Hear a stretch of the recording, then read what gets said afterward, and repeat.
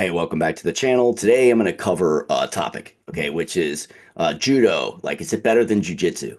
Now, I mean, for me, now that only took 2 seconds or so to get in here, right? A few seconds for me to say that this is about me and not in general. But I'm going to get people who post on here and cry about why that's not true, and they didn't even watch this far. Okay, feel free to let those people have it. Okay, because I'm trying to get rid of that. I'm tired of that.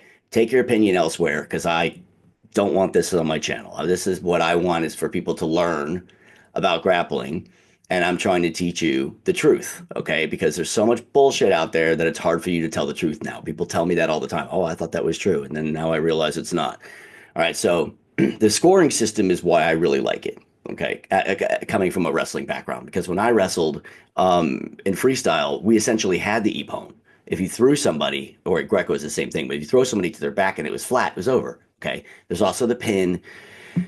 But then I like it too because there's an element of jujitsu on the ground, which I also love because you can win multiple ways. Okay. So I'm gonna talk a little bit about the scoring system and why I like it.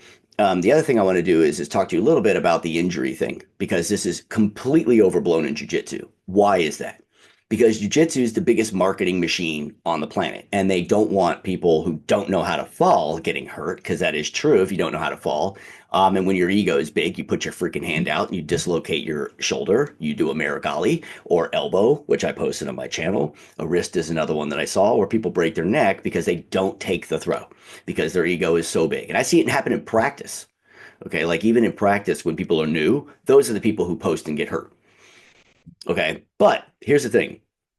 If you actually watch like ADCC and like WNO, stuff like that, where people actually don't even have good stand up skills, how often is it the takedown that gets them hurt instead of heel hooks, arm bars, all that kind of stuff? Okay. So it's really overblown. Okay, so that's the second part of it. And then the third part of it is like self-defense, right? Because that's another thing that's overblown and oversold because people like to prey on your fears. So let's start first with why I like it better for me. So I have a big wrestling background, and I like that. So wrestling and judo are older sports than jujitsu, and part of the issue is that in jujitsu is the out of bounds and the stalling rules just kind of don't really exist. And it makes the stand up game kind of suck because if you can just back up and run away all the time, you're not really even trying to be in a fight. So, in a real fight, if somebody's actually trying to fight you, they're going to move and like probably more towards you, or they're going to at least be backing up and then try to move towards you. And in like wrestling, like that's or judo, like that's when you throw everybody, right? Where that's at least when you get to doubles and singles and all the stuff that I've taught you before, all the elbow passing and all the things that you use when the person pushes back, right? And you can move them out of the way and all this stuff, right? That's how all setups work. So in judo and in wrestling, the stalling makes people have to engage. Because they have to engage, you can actually do the sport better. And then the techniques that can be available are more prevalent, right? Any good wrestler will tell you this. Any good judoka will tell you this. Um, and so because the sport's been around a long time, they've fucking solved these problems. Okay, that and the out of bounds. Now in wrestling, it depends on the style of wrestling. You know, you get push out points and all that, which I really don't like. We didn't have them in freestyle and Greco when I wrestled, but we did though have more or less what's like in high school and college wrestling, right? The folk style where if you're just backing out of bounds, you're going to get hit for stalling, right? And in judo, you're going to get hit like for shidos, right? And so, which just means penalty, and three of those and you're gone. So that keeps the action going. Okay. So I like it for that reason, right? In terms of competition, because in terms of doing the sport, right, you can get more things going with the time that you have when you're out there. Okay. Okay. So then I don't need to get into it any further. Let's just talk about the the ground game versus the standing game, right? In terms of like getting injured, it is true that people get hurt getting taken down to the ground. But I see a lot of people getting hurt from heel hooks that they should know how to defend and you know things that they know how to defend and they get hurt, right? Knee bars, foot locks, toe holds, you name it, arm bars, kimuras, right? All those kinds of things, people get hurt. In judo, actually, they've removed some of the rules. Remember that video I showed you where I body lock? They don't like that because I don't want to bend the guy's spine. You can, if you end up in a guard like situation in judo, you can guillotine, but you can't actually lean back with it, which, if you know anything about jujitsu, it's not better anyway, but they don't want people, pulling on the spine too hard. So they have rules in place to keep you from getting injured. Um, but when it comes to throwing, you've been sold from jujitsu guys who don't have good stand-up skills that going to the ground, falling weight is how you get hurt. Okay, why do you think you say that? Oh, I know, because you teach jujitsu, which you can pull guard in. The rule set lets you. Huh, I wonder if that has anything to do with making money. And then when that money ran out, then you started making stand-up instructionals. I wonder if that has anything to do with it. It does. Okay, if you're watching any of my videos lately, I'm telling you that all these people are fucking lying to you. It doesn't mean that necessarily the technique that they're showing you, especially, well, the jujitsu technique is bad. It's just that they don't care. They might show you judo technique and wrestling technique, and you don't know the difference because they don't care whether it's good. They just care whether you freaking put money in their bank account. So they'll sell anything. They'll tell you anything to sell it. If you're telling me, right, that you're more likely to get hurt throwing somebody to the ground, but yet you teach how to break limbs on the ground, it's not true as you think, okay? Like, you do need to learn how to fall, and that's part of the problem with people in jiu-jitsu teaching wrestling and judo is they don't know how to fall because they don't have the background in those things. If your jiu-jitsu coach has a judo background, then they will teach you how to fall and you're less likely to get hurt. And then also when you randori, right, when you do standing grappling, they will also, right, teach you, like, a black belt is not going to bury you. Most black belts, like the ones I train with, they're careful.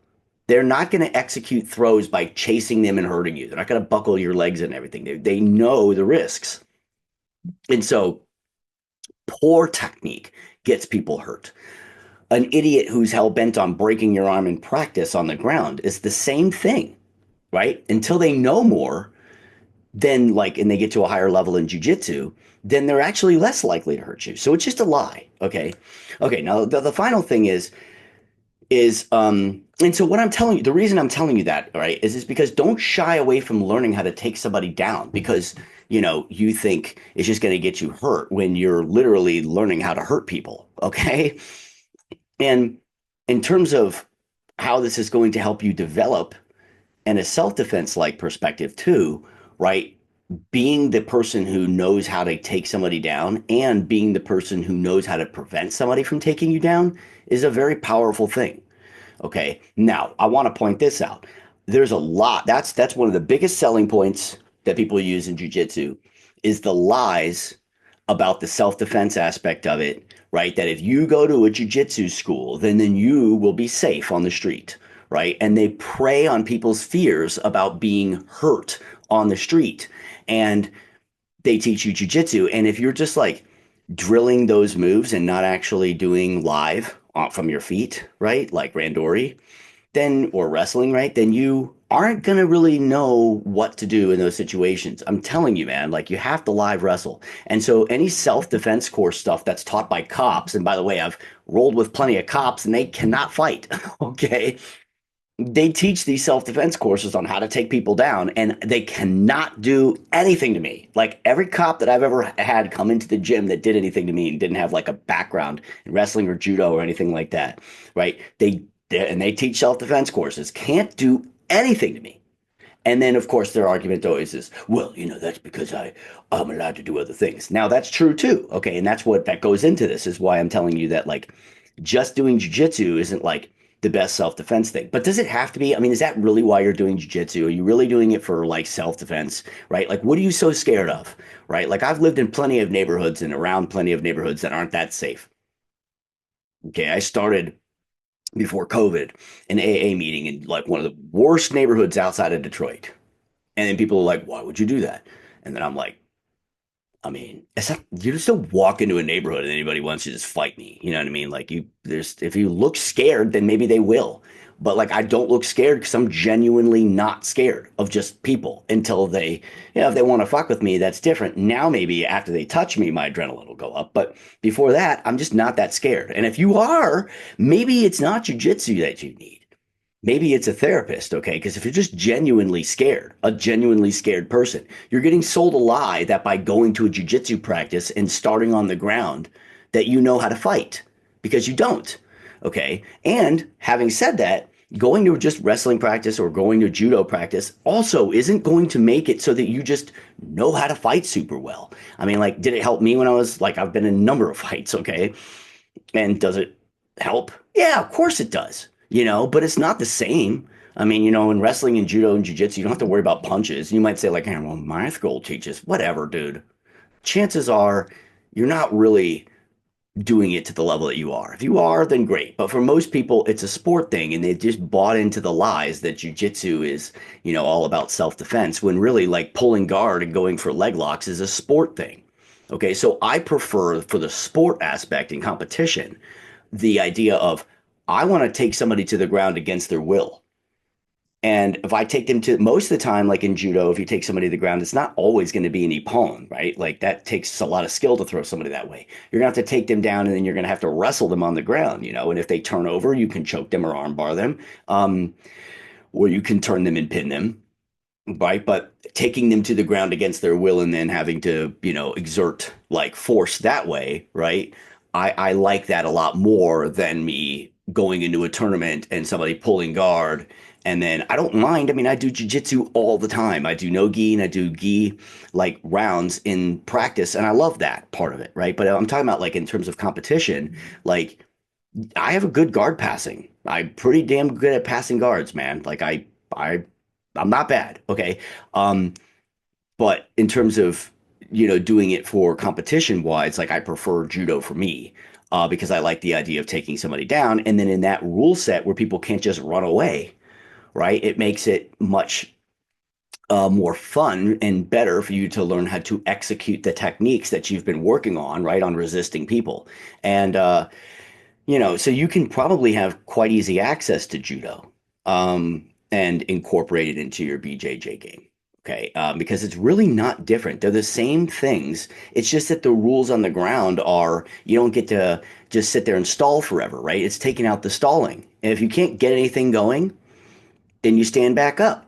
And if that person can't get anything going on you, then you just stand back up, right? And then jujitsu, like in no-gi, I've taught, well, then, if why not just learn how to escape that position, right? Except that the rule sets aren't really forcing people to have to stand back up with you like they would in wrestling. Like in wrestling, if I like escape somebody, they're not going to stay on the ground and then be like, you have to come down here, right? They have to stand back up and then try to take you down. So I just prefer the rule sets better for me. And I think it translates into things really well.